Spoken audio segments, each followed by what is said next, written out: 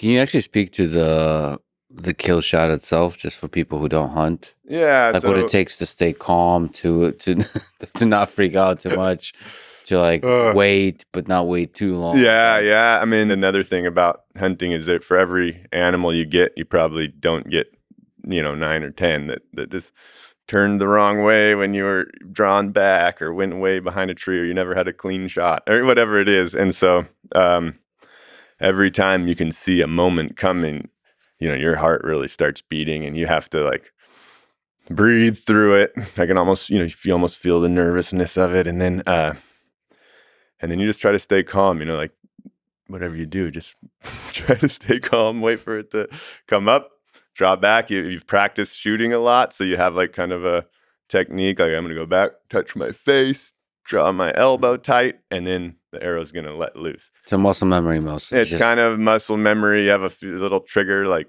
draw that elbow tight, and then then it happens, and then you just watch the arrow and see where it goes. Now with the animal, you try to do it ethically. That is, like, make as good of a shot as you can. Make sure it is either hit in the heart or both lungs. And when that happens, it's a pretty quick death, death is a part of life. But honestly, for a wild animal, that's probably the best way to go they could they could have. Now, when an animal's kind of walking towards you, if it's walking towards you but not directly towards you, that's what you call quartering towards you. You can picture it's actually pretty difficult to hit both lungs because the shoulder blade and all that bone is in the way. So you have to make a perfect shot to get them both. And to be honest, when I took my shot, I was a few inches right. And so it went through the first lung and then it sunk the arrow all the way into the moose.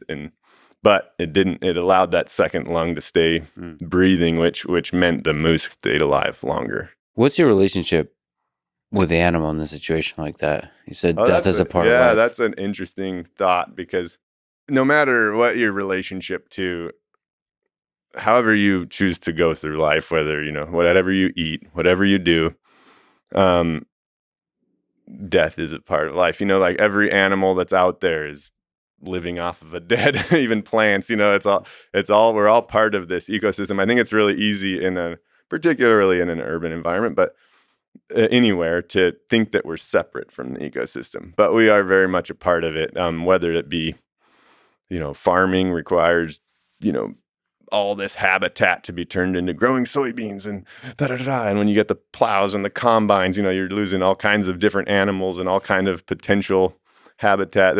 So it's not cost free. And so when you realize that, then you want to produce the food and the things you need in an ethical manner. So so for me, hunting plays a really major role in that. Like I literally know how many animals a year it takes to feed my family and myself. I actually know the exact number, and it's like, and I know what the cost of that is, and I'm aware of it because I'm out in the woods and I see these like beautiful elk and moose, and I really love the species, love the animals, but there is a fact that one of those individuals, is going to have to feed me, and particularly like on a lone, it was very heightened, that experience. So I shot that one animal and I was so thankful, that I wanted to give that big guy a hug and like, hey, sorry it was you, but Yeah. had to be somebody. Yeah, there's that picture of you just almost hugging it. Right, totally.